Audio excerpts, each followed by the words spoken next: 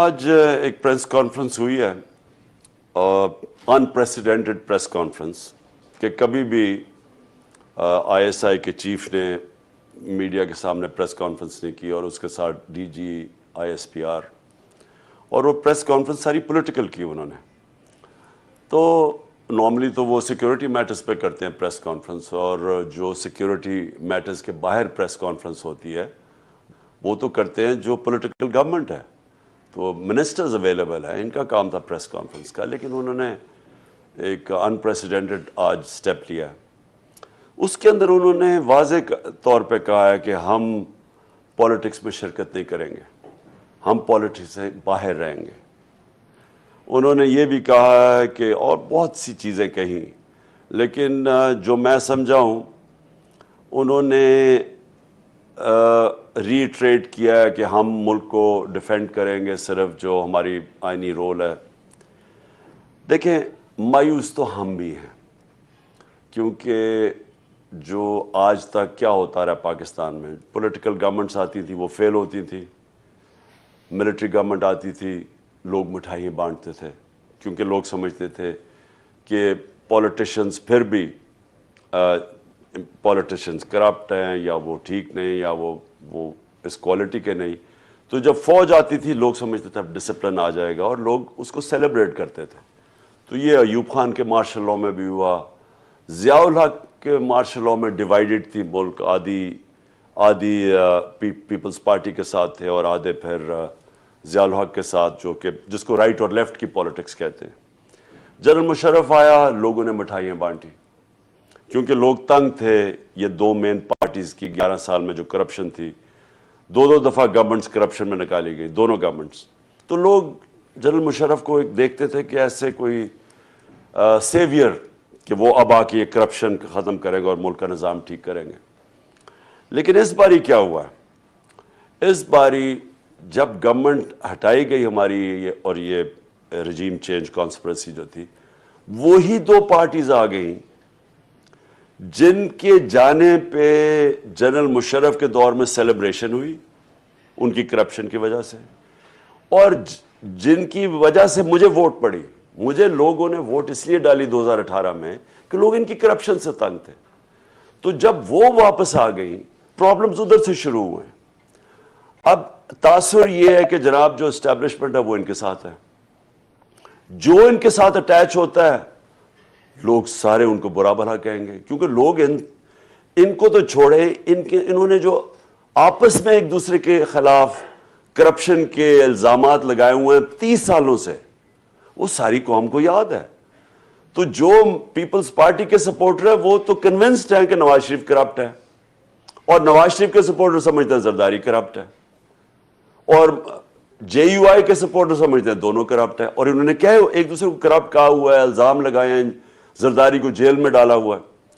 تو جو بھی ان کے ساتھ ایسوسیٹ ہوگا، یہ چاہے جو مرضی ہو، جتنا مرضی لوگ اپنی فوج کو بھی اسٹیبلشمنٹ کو پسند کریں، لیکن اگر ان کے ساتھ جو لگے گا وہ اس کو لوگ اچھی نظر سے نہیں دیکھیں گے. یہ پرابلم ہوا ہے اس باری.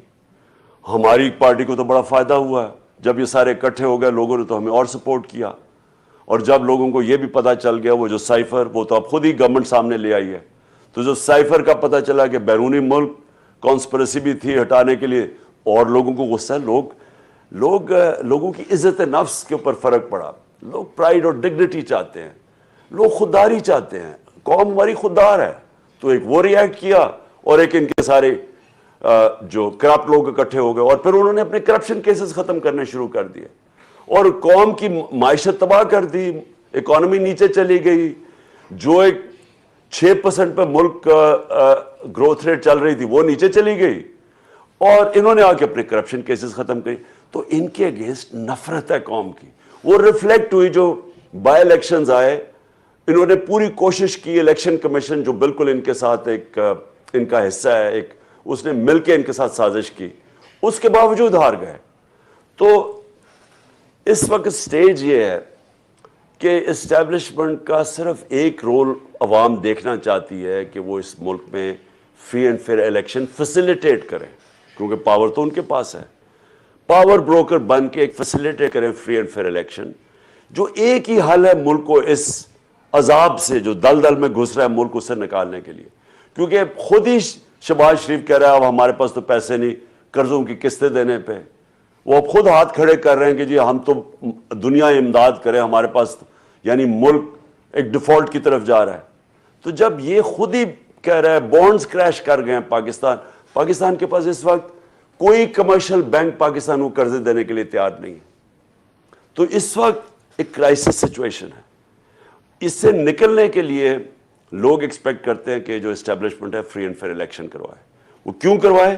क्योंकि उससे पॉलिटिकल स्टेबिलिटी आएगी, पॉलिटिकल स्टेबिलिटी आएगी और उसके बाद फिर इकोनॉमिक स्टेबिलिटी होगी।